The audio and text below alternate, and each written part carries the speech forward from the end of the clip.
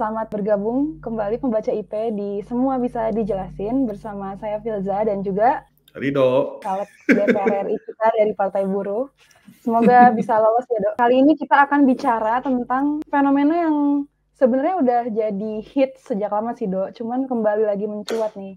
Soal entrepreneurship yang sepertinya akhir-akhir ini juga banyak marak kembali dibicarakan gitu ya. Misalnya kalau di TikTok nih, sesuai pengamatan gue itu biasanya saatnya nih buka usaha sendiri yang cuan gitu.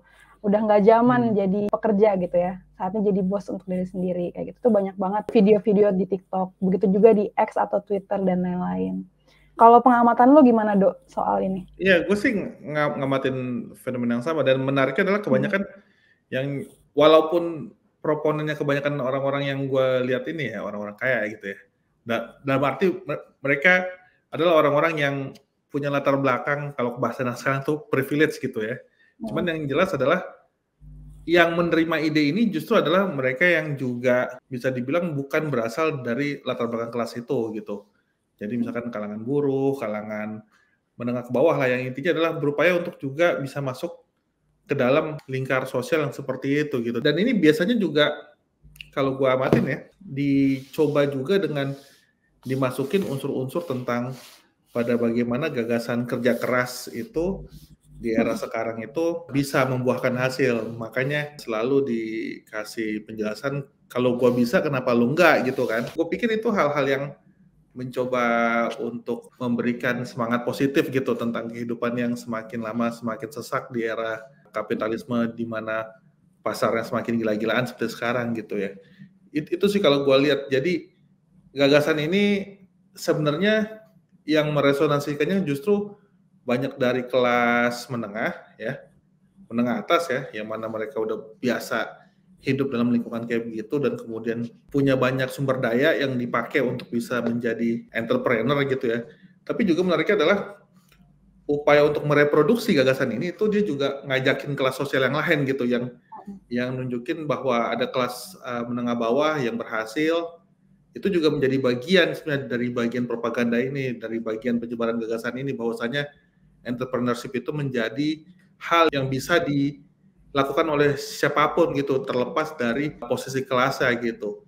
Dan ini yang kemudian kalau gue lihat menjadi penyebab bagi appealingnya gagasan ini gitu, karena dia sebenarnya menjadi kanal bagi problem-problem yang sosial ekonomi, khususnya problem sosial ekonomi yang dihadapi banyak kelas pekerja gitu, Phil. Gimana menurut lo, Phil?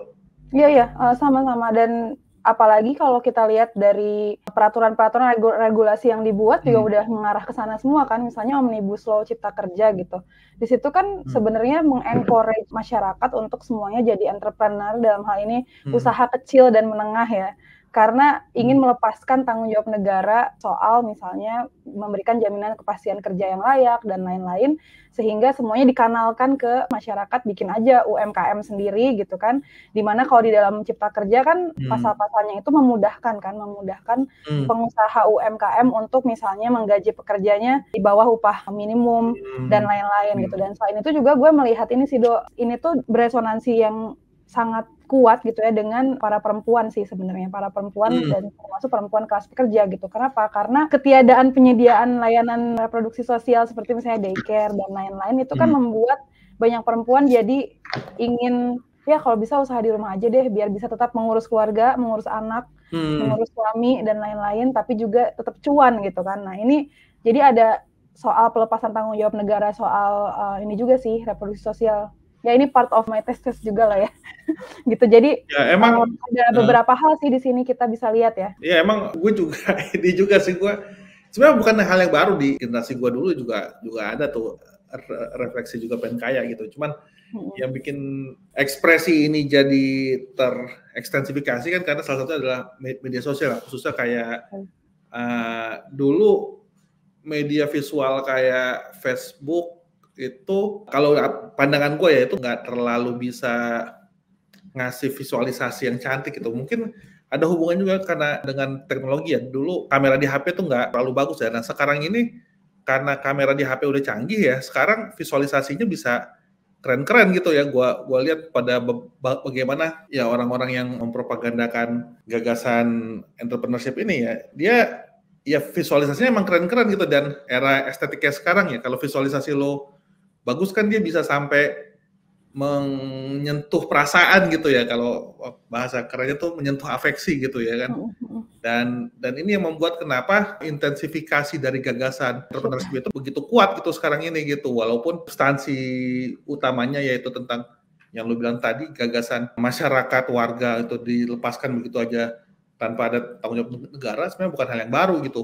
Betul. Dan ini yang membuat kenapa kalau gue lihat ya, situasinya ini seakan-akan bisa jadi pilihan yang paling realistis yang diambil oleh kelas pekerja itu sendiri gitu, karena nggak ada lagi ekspresi visual yang bisa dikeluarkan untuk menjawab problem kelas pekerja selain yang disediakan oleh kanal yang namanya entrepreneurship ini. Itu yang membuat pada akhirnya cukup punya imbas yang besar gitu ke masyarakat. Itu sih kalau gue lihat, Phil. Benar-benar. Dan juga ini, Do, gue tuh sebenarnya udah meresahkan ini dari lama. Kalau kita lihat tuh di kampus-kampus kan sekarang ada mata kuliah kewirausahaan itu kan. Bahkan di kampus-kampus yang universitas gitu, yang orientasinya harusnya riset dan teknologi, bukan vokasional gitu ya. Tapi itu udah masuk gitu. Dan sebenarnya nggak ada yang salah dengan mengajarkan, misalnya ya kalau menurut gue mengajarkan kewirausahaan, mungkin nggak ada, terdengar tidak ada yang salah gitu ya. Ya itu kan cuma ilmu, emang kenapa sih nggak boleh ya belajar itu, pasti kan gitu ya. Cuma yang harmful dari ide ini kan itu ya, dia adalah satu cara untuk membuat masyarakat itu semakin mengabaikan bahwa negara itu harusnya punya peran gitu untuk memberikan perlindungan gitu. Dan ini sebenarnya yang nggak banyak disadari gitu ya. Jadi karena semua semakin terindividualisasi, karena neoliberalisme ini kan, tadi yang lu udah singgung juga di awal, kalau kurang bekerja keras terus miskin berarti ya salah lu sendiri gitu kan. Itu kan neoliberalism on steroid banget ya.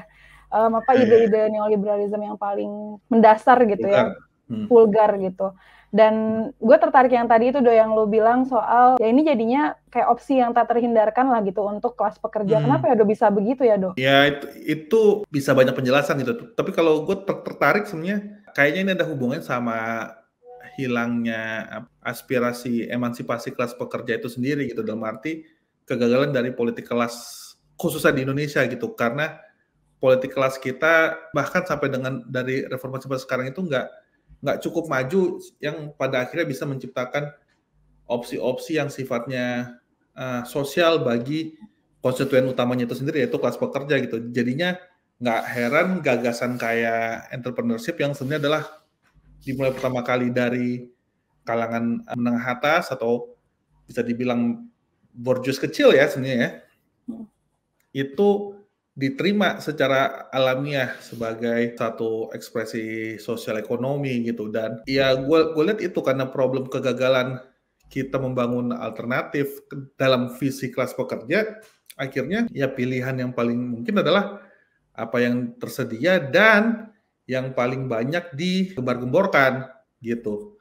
Dan bagi gue sih ini ironis gitu ya, karena di sisi lain kalau lu perhatiin secara kuantitas, sebenarnya kelas pekerja di Indonesia mengalami pertumbuhan gitu ya. Ya karena ya kita kenal namanya proletarisasi, terus kemudian akumulasi primitif dan lain-lain, yang pada dasar adalah proses yang menciptakan masifikasi jumlah kelas pekerja, mereka yang kebutuhan hidupnya tergantung sama lahan, karena proses-proses yang kita sebut tadi justru membuat mereka sekarang menjadi bagian kelas pekerja. Mereka dipaksa untuk bisa bertahan hidup dengan cara menjual tenaga kerjanya gitu. Dan ini yang membuat kenapa menjadi ironis dalam pandangan gua, atau bahasanya paradoks gitu ya, atau bahasa filosofisnya kontradiktif gitu ya, yang politis sih, karena dia yang bisa membuat semacam resolusi dari hal-hal yang sebenarnya membuat tawaran entrepreneurship itu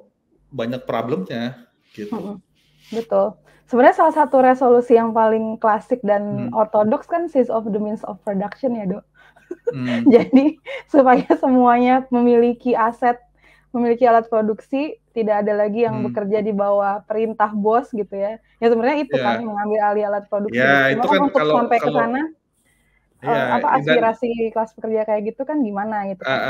Dan kita juga dialami sama dilema yang cukup serius gitu, dalam arti begini, bahkan untuk sampai punya aspirasi kayak gitu kita harus punya tingkat betul. subjektivitas kelas pekerja yang cukup kuat gitu ya, yang mana ekspresinya bisa kita periksa secara kuantitas dari keterorganisirannya gitu. Makanya gue kalau kampanye dalam partai buruh tuh gue selalu bilang, lo kalau mau jadi membangun kelas pekerja yang kuat, bahkan yang radikal, persyaratnya ya harus kuat juga organisasinya. Dan itu bisa kita periksa secara kuantitatif di masyarakat gitu. Berapa banyak sih orang yang berserikat di masyarakat gitu, dan di Indonesia bahkan dengan jumlah yang 50 jutaan ini cuma 7 Sangat juta kecil yang berserikat. ya bisa diestimasi 12% doang yang berserikat, dan itu akhirnya belum lagi problemnya Belum lagi yang berserikat itu isinya jeroan semua kebanyakan gitu kan. belum lagi cuma bayar iuran doang buat bayar iuran dipotong di pabrik dan nggak tahu berserikat tuh apa, itu kan yang lebih banyak dibanding yang beneran itu berserikat. penting dia bayar iuran gitu. Ada lagi Tapi kan yang banyak yang nggak tahu buat apa gitu loh, Dok, bayar iuran buat iya, apa juga nggak tahu udah ya. bayar iuran, tapi kemudian serikatnya dipakai untuk urusan-urusan yang sebenarnya anti Betul. pekerja itu sendiri gitu kan, itu juga lebih gila lagi gitu kan. Betul. Dan hal-hal kayak begitu cukup lumrah gitu dalam dinamika serikat pekerja di Indonesia, dan itu yang akhirnya ya sepertinya butuh ada terobosan di mana beberapa elemen kelas pekerja yang paling maju itu berupaya menerobos situasinya dengan memenangkan agenda-agenda publik tertentu yang sifatnya bisa menciptakan bukan cuman alternatif real terhadap problem kelas pekerja gitu, tapi semacam pilihan yang paling realistis yang bisa dicapai sekarang supaya bisa membuat confidence kelas pekerja itu naik gitu loh. Itu sih kalau pandangan gue. Kalau menurut lu gimana, Phil? Iya, sama-sama. Dan juga kita perlu mengingat ini sih, Dok, meskipun dengan segala macam kritik dan kontroversi dan juga catatan gitu ya, sebenarnya kan jaminan perlindungan yang bahkan minimal seperti BPJS pun itu kan hasil perjuangan kelas pekerja gitu ya. Maksudnya nggak ada tuh selama ini negara tuh bener-bener ngasih cuma-cuma melindungi kelas pekerja, kan nggak ada gitu. Jadi benar keterorganisiran kelas pekerja tuh gue sepakat 100% tuh jadi kunci banget gitu. Bahkan untuk hal-hal yang sifatnya mungkin dianggapnya itu kan dari negara gitu, padahal bukan gitu, nggak selama ini negara yang borjuis nggak pernah ngasih itu gitu. Dan juga ini sih yang tadi soal banyaknya perempuan yang mengamini ide ini gitu ya, banyak menyetujui ide soal entrepreneurship ini karena ketiadaan tanggung jawab negara dalam menyediakan layanan-layanan reproduksi sosial, yang mana di dalam masyarakat kapitalis patriarkal ini kan semuanya dibebankan kepada perempuan gitu ya, mengurus anak, mengurus rumah, pendidikan, kesehatan, semuanya perempuan gitu. Jadi ini idenya sangat disambut baik lah oleh banyak perempuan gitu, karena di satu sisi dia mengamini bahwa ya udah ini adalah kodrat gue gitu ya sebagai perempuan gitu ya untuk mengurus rumah tangga, dan sisi lain juga ekonomi yang sulit gitu kan, jadi ya udah harus berusaha bercuan gitu ya, menghasilkan uang sendiri gitu. Dan ini lagi-lagi gitu, terdengar nggak apa-apa gitu, padahal sebenarnya ide yang sangat bahaya gitu, karena nanti ujung-ujungnya seperti yang tadi kita bahas di awal gitu, akan mengindividualisasi persoalan lagi gitu. Bagi yang punya modal, yang punya akses dan lain-lain, mungkin bisa berhasil jadi entrepreneur gitu ya. Dia bisa merekrut karyawan atau pekerja dengan upah yang sangat murah, tidak layak dan lain-lain gitu ya. Tapi bagi yang nggak punya, kemudian dia merasa sudah bekerja keras, nanti kan ujung-ujungnya jadi individualisasi persoalan, dan akhirnya ya lagi-lagi negara lepas tangan, kapitalis berjaya, kayak gitu-gitu aja, jadi ujung-ujungnya kayak gitu. Dan itu sih yang mungkin kita perlu highlight juga gitu di sesi kali ini gitu kayaknya. Tapi karena gue tertarik sama evaluasi lo tentang posisi perempuan, karena yang membuat kemudian ini menjadi seakan-akan bukan cuman tak terhindarkan gitu, tapi juga ternaturalisasi adalah ketika dia bertemu dengan pengalaman perempuan yang pada akhirnya membuat pilihan kayak begini nih menjadi sesuatu yang posisi perempuan yang sebenarnya bisa menjadi solusi dari masalah utamanya gitu. Karena jangan-jangan dorongan untuk bisa menerobos kejumutan situasi yang diciptakan oleh gagasan entrepreneurship ini justru dari perempuan. Dan gue lihat memang pertarungan utamanya memang pada akhirnya adalah di ruang-ruang privat yang sebenarnya didominasi oleh perempuan gitu. Walaupun gue juga mengakui bahwa sekarang juga ada feminisasi dunia kerja gitu ya, di mana secara perlahan perempuan juga bisa masuk ke lapangan kerja formal gitu. Tapi kan masalahnya itu juga diimbangi lagi dengan semakin tinggi juga burden perempuan yang berasal dari kelas di bawahnya gitu kan, yang mana mereka banyak menjadi asisten rumah tangga, mengurusi kerja-kerja domestik dan lain-lain gitu. Jadi nggak heran fenomena entrepreneurship salah satu yang juga penting untuk digaungkan sebagai berita baik adalah peran munculnya entrepreneurship perempuan gitu. Cerita-cerita tentang perempuan yang bisa membangun bisnisnya sendiri, yang dia sukses menjadi CEO dan lain-lain, itu juga menjadi narasi yang seakan-akan membuat ini pilihan yang sebenarnya bisa membuat kita semua menjadi lebih baik gitu loh. Padahal kan enggak gitu, karena di tiap fenomena itu ada di belakangnya kerja-kerja perempuan lain dari kelas yang lebih rendah yang sebenarnya mengerjakan kerja perempuan para CEO ini gitu. Dan gue lihat itu juga implicitly sebenarnya ikut beroperasi dalam gagasan entrepreneurship, karena dia membuat sebenarnya adalah yang namanya solidaritas perempuan sebagaimana yang sering digaungkan oleh kalangan feminis khususnya liberal itu omong kosong gitu kan, karena bahwasanya kita kalau ada yang sukses perempuan kayak Taylor Swift, Beyonce, ya kita semua sukses lah gitu, padahal enggak gitu kan. Itu yang sebenarnya juga penting di highlight tentang fenomena entrepreneurship ini gitu, karena justru dia punya kapasitas gitu ya untuk bisa membungkam banyak suara yang sebenarnya berkontradiksi antara satu dan yang lain, antara kelas sosial yang selama ini dianggap diuntungkan dengan kelas sosial yang selama ini ditindas karena situasi yang ada gitu loh, Phil.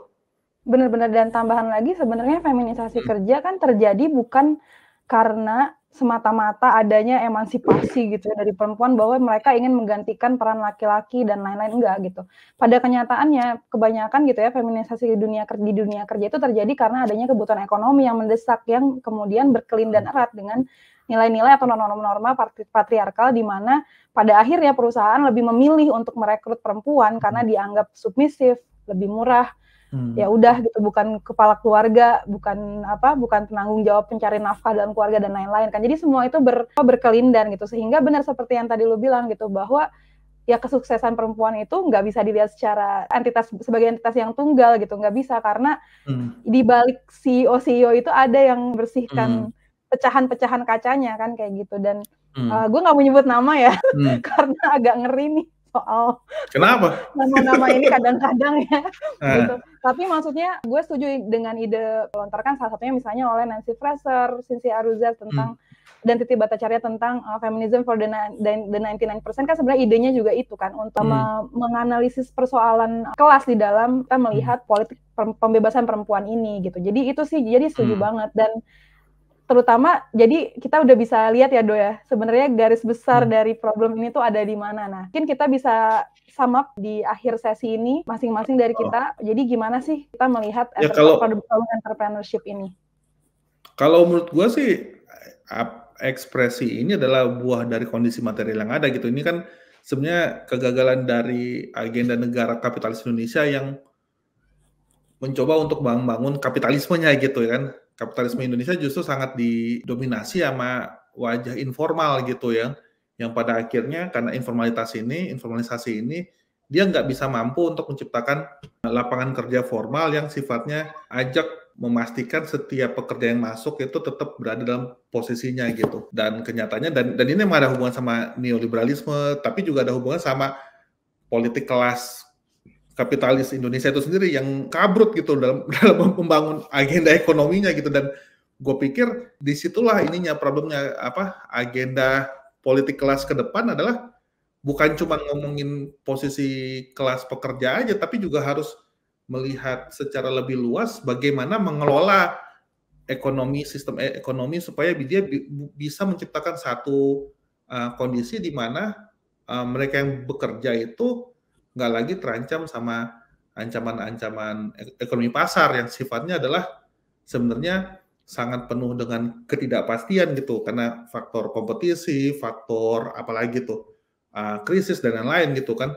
Dan gue pikir disitulah sebenarnya balik lagi ke argumentasi gue tentang perlunya visi politik kelas terhadap negara gitu. Dan masalahnya di Indonesia ini, dan ini juga karena ada hubungan sama informalisasi ya, gagasan ini harus bertarung dengan gagasan politik kelas yang lain gitu, yang gue rasain gitu. Misalkan kalau lu ketemu sama kelompok-kelompok anarko gitu yang ngeliat bahwa politik kelas politik kelas itu sifatnya makro, di pabrik, di bawah, di komunitas, bahkan yang paling luas, yang sifatnya ya sekedar pemenuhan kesejahteraan ekonomi anggotanya sendiri itu sendiri. Akhirnya agenda-agendanya sifatnya koperasi, menciptakan komunitas kecil, komunitas baca dan lain-lain, yang menurut gua nggak salah gitu. Cuman pertanyaan utamanya kan kemudian bagaimana dengan anggota kelasnya sendiri, kelas pekerja itu sendiri, yang dia nggak bisa mendapatkan akses yang sama terhadap agenda-agenda politik kelas yang mikro ini, gitu. Karena kan nggak mungkin semuanya sebagai kelas pekerja itu berpartisipasi dalam skema katakanlah koperasi gitu. Karena itu kan tergantung lokalitas yang ada gitu kan. Dan kalaupun kita mau menciptakan satu skema koperasi yang luas, tetap aja harus membutuhkan ada kebijakan negara gitu kan. Nah, di sini kemudian gue lihat problem utamanya bukan lagi struktural di luar, tapi juga internal kadang-kadang gitu. Dan akhirnya posisi kelompok kiri yang pengen mengusung agenda universal lewat negara, ya cukup penuh tantangan. Kalau menurut gue gitu sih, Phil. Anggota DPR salah satu yang mau perlu perjuangkan itu ya penguatan politik kelas pekerja. Iya dong, pasti dong. Kalau gue mau lebih spesifik sebenarnya adalah agendanya harus didorong lewat skema kebijakan negara gitu, karena dia punya kapasitas enforcing gitu ya, memaksakan, karena negara harus diakui adalah entitas pemaksa kan, karena dia adalah entitas yang sifatnya memiliki legitimasi untuk memonopoli kekerasan gitu. Dan gue pikir yang sering kali dilihat kita kan kekerasannya gitu, tapi nggak pernah dilihat sebagai monopoli kekerasan yang legitimatif itu. Dan gue pikir itulah potensinya yang harus didorong gitu.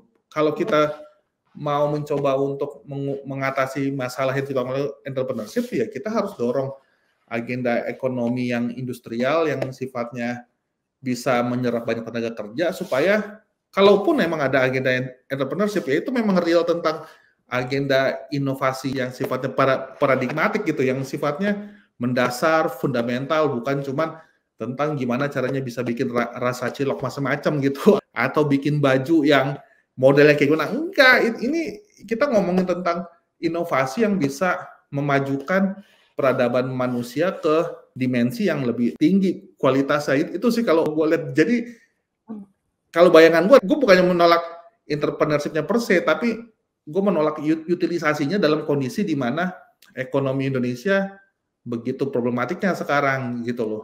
Karena kedepannya kalau kita mau mendorong ekonomi yang lebih maju, ya memang butuh ada entrepreneurship, dalam arti harus ada orang yang bersedia untuk menjadi pelopor dalam rangka mengusung agenda-agenda ekonomi yang inovatif gitu, yang sifatnya mengubah bukan cuman relasi kerja gitu, tapi relasi sosial antara satu manusia dengan manusia yang lain. Gue ambil contoh kayak misalkan, ya ini mungkin liberal ya, gue kayak ambil contoh kayak contohnya Henry Ford gitu loh dulu, pada masa-masa 30-an, 40-an. Dia kan salah satu, menurut gue, inovator yang jenius, karena dia bisa ngedorong agenda kapitalisme yang menjamin pekerjanya untuk sejahtera karena menjadi bagian dari pola akumulasinya, tapi juga menciptakan relasi produksi Fordis yang sifatnya masif gitu loh. Walaupun lu mungkin bisa kritik, ini kan gaya kapitalis juga, karena pada akhirnya ini eksploitasi yang lebih masif. Ya boleh aja gitu, cuman setidaknya dari sana kelas pekerja punya pengalaman untuk bisa belajar melalui proses produksi yang ada untuk gimana caranya mendorong aktivitas ekonomi yang masif skala gede gitu. Dan gue pikir itu penting gitu loh untuk sekarang di mana visi kita semakin dimutilasi, diperkecil, dibuat parsial, terfragmentasi, untuk punya visi gede tentang bagaimana kita mengolah produksi secara skala besar gitu. Itu kalau pandangan gue sih, Bel. Iya sama. Dan menurut gue juga ini sih tambahannya ya. Kan kalau gue ngelihat tadi ya, entrepreneurship ini sangat berkaitan erat dengan lepasnya tanggung jawab negara, dan juga di sisi yang sama itu adalah soal patriarki juga ya, yang mana membuat banyak perempuan gitu ya ingin menjadi seorang wirausaha gitu. Nah kalau gue sendiri juga sama kayak lo sih, nggak menentang dengan kewirausahaan ini gitu ya. Tapi mungkin ke depannya yang gue bayangkan adalah kewirausahaan yang dari, oleh, dan untuk pekerja gitu. Jadi semua Hmm. dimiliki oleh pekerja gitu, badan Hmm. usahanya, semuanya. Jadi nggak ada yang berperan sebagai exploiter gitu di dalamnya ya. Kalau Hmm. kayak gitu kenapa enggak gitu kan, dan yang Ya, dihasilkan ya. adalah inovasi. Dan juga yang perlu digarisbawahi itu tadi, bahwa di balik motivasi-motivasi untuk menjadi entrepreneur, untuk menjadi seorang yang tidak lagi menjadi pekerja tapi menjadi bos bagi diri sendiri, kita harus melihat dulu gitu ya, apa sih sebenarnya yang ada di balik itu gitu. Dan tadi kita udah jelasin panjang lebar, salah satunya adalah banyak, misalnya kalau soal perempuan, kita juga boleh melupakan adanya banyaknya perempuan-perempuan lain yang dikorbankan nantinya dari visi seperti itu gitu, dan itu sih yang mungkin perlu di-highlight. Oke, sepertinya Oke. kita sudah sampai di penghujung acara, semua bisa dijelasin dan benar bisa dijelasin ya, pembaca IP. Hmm. Jadi kalau ada usul-usul mau bahas tema apa, karena semua bisa dijelasin, silahkan tulis di kolom komentar. Nanti kita akan diskusikan kira-kira tema mana nih yang harus kita bahas duluan dan mungkin nanti setelahnya dan lain-lain gitu. Jadi silahkan baca IP tulis tema-tema yang bikin penasaran yang ingin dijelasin nih sama kita berdua di kolom komentar.